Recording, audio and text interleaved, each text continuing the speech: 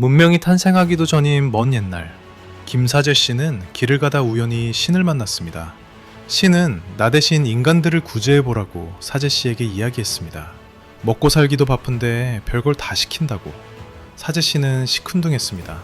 몰라서 그렇지 역사적으로 우연히 신을 만나는 사람은 나중에 큰 인물이 됩니다. 모세는 시나이산에서 신을 만나 십계명을 받고 기독교인들에게 칭송받는 셀럽이 됩니다. 바울은 원래 기독교인을 잡으러 다니는 추노꾼 대장이었는데 어느 날 길에서 예수를 만나 기독교를 세계 종교로 만든 큰 인물이 되었습니다. 무함마드도 메카 부근의 어떤 동굴에서 대천사 가브리엘을 만나 이슬람의 시조가 되었습니다. 우리 누이도 얼마 전 친구를 만나러 가다가 길에서 예수님을 영접했다는데 다미자가 그냥 다니던 교회 권사님으로 활동합니다. 비가 억수같이 오고 번개가 치는 날이었습니다. 사제씨는 나무에서 열매를 따고 있는데 옆에서 같이 일을 하던 친구 박씨가 번개에 맞아 죽었습니다. 있을 수 있는 일이고 지금도 한 해에 2,000명이 번개에 맞아 죽는 걸로 알려져 있습니다. 사제씨는 혼비백산에서 다른 친구들과 집으로 도망쳤습니다. 천둥번개가 무서워 다른 일을 알아봐야 하나 생각합니다.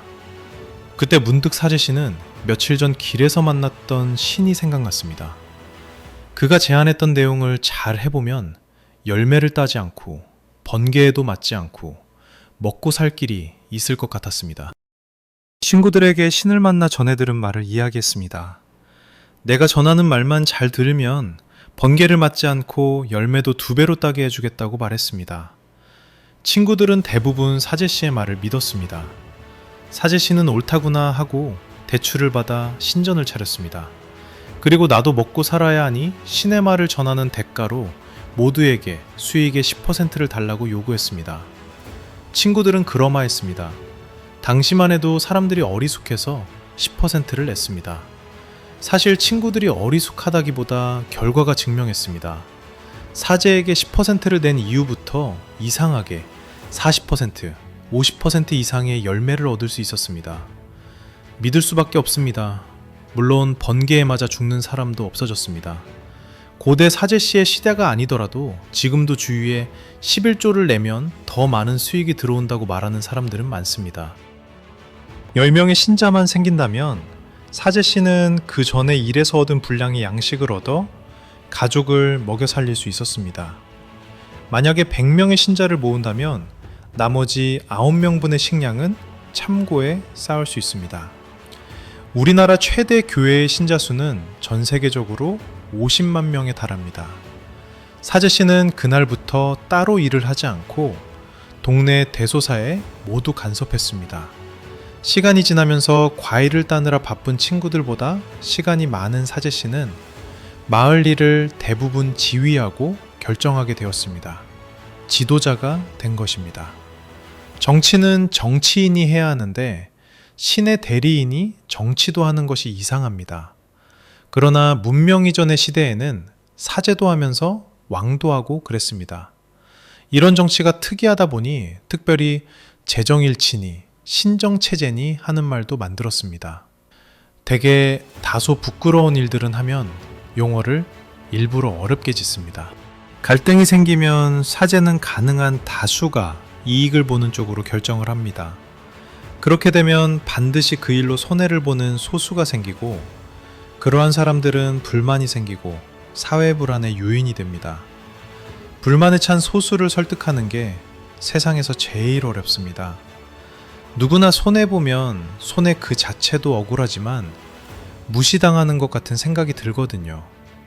이렇게 되면 인간의 힘으로는 설득이 불가능하고 신적인 카리스마가 필요합니다.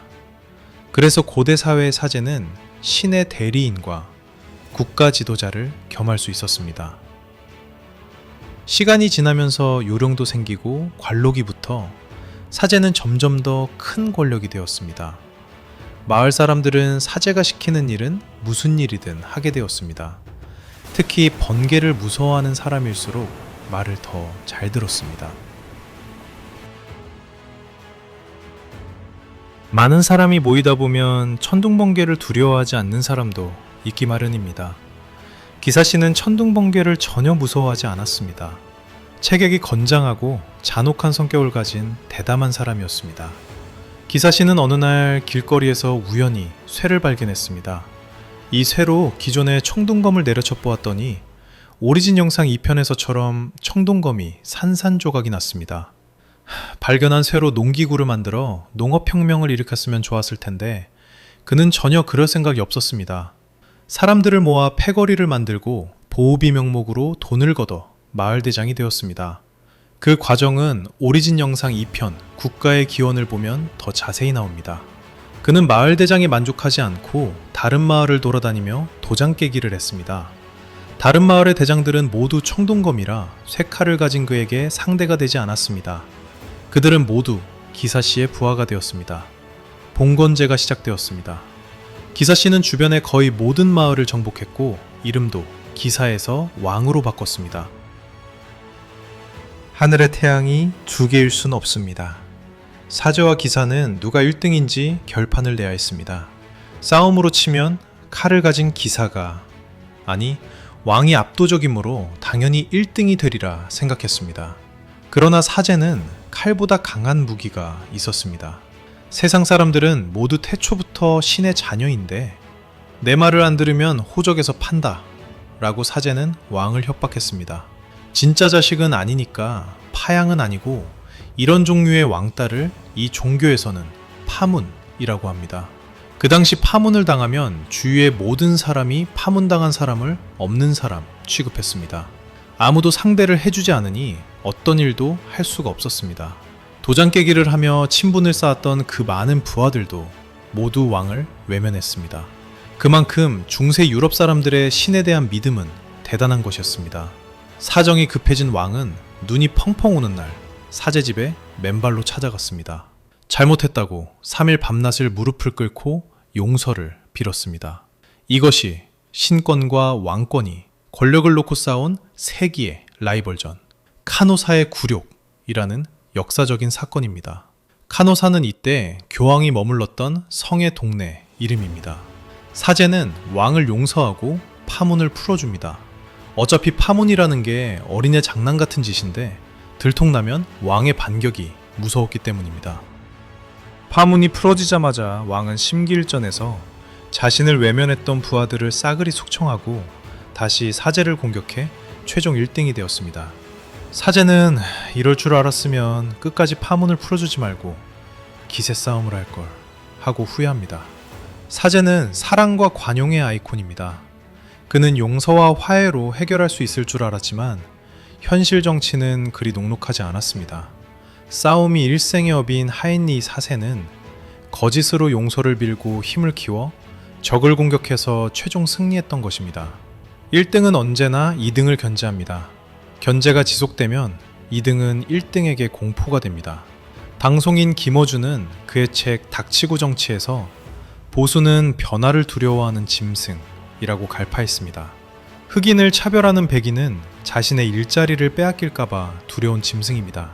사람을 차별하는 유전자는 모두 공정하지 못하고 약한 멘탈이 만들어낸 이기적인 겁쟁이가 본질입니다.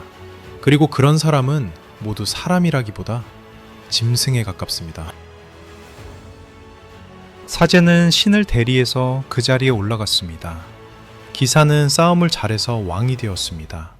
어떤 생산적인 일도 하지 않고 남에게 양식을 얻어 생활합니다. 진정한 역사의 주인공은 3등, 평민입니다. 평민은 자기 밥벌이를 해서 가족을 먹여 살리고 사회의 중추인 가정을 어떻게든 유지하는 위대한 사람들입니다. 이러한 노고를 인정해 대한민국 최고의 법인 헌법에서는 제일 첫 장에 대한민국의 주권은 국민에게 있고 모든 권력은 국민으로부터 나온다 라고 적어 놓았습니다. 평민은 워낙 수가 많고 불특정 다수이다 보니 스펙트럼이 다양합니다. 정치인은 권력을 차지하기 위해서 다른 사람의 도움이 필요합니다. 일이 잘 되면 그들에게 한 자리씩 나누어 주는데 그런 사람들을 조선에서 공신이라고 했습니다. 공신 중에 능력이 뛰어나 세력이 커지면 권문세가라고 불리는데 곧 왕에게 견제를 받습니다. 왕은 과거 시험으로 머리 좋은 젊은이들을 뽑아 권문세가를 견제합니다. 이렇게 평민이 공부를 열심히 해서 정계에 진출한 사람들을 사림파라고 했습니다. 사림은 선비의 숲이라는 한자인데 이 사람들이 숲에서 공부만 하던 촌뜨기라는 뜻인지 패거리로 몰려다녔다는 뜻인지 잘 모르겠습니다.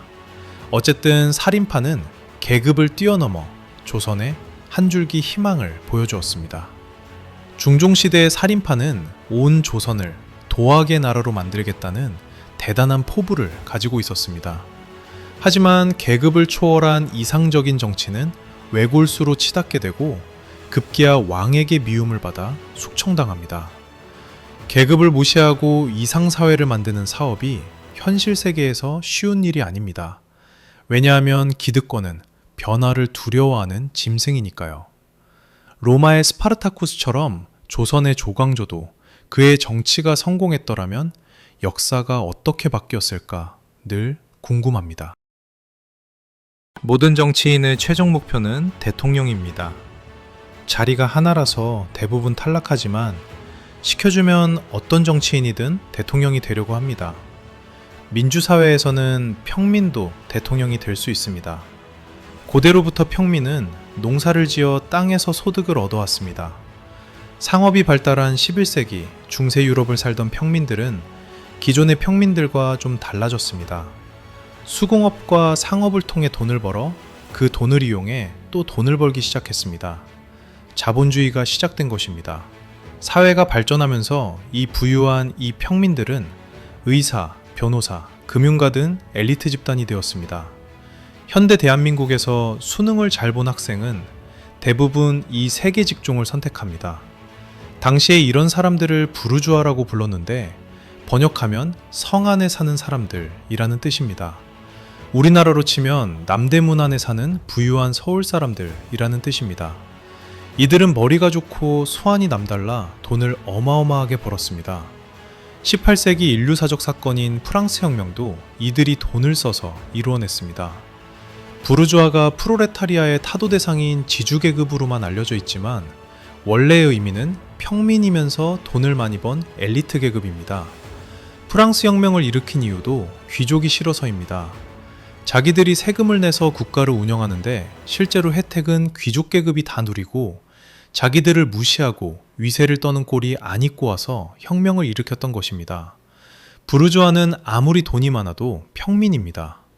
이유야 어쨌든 이 혁명은 인류가 민주사회로 가는 큰 디딤돌이 되었습니다.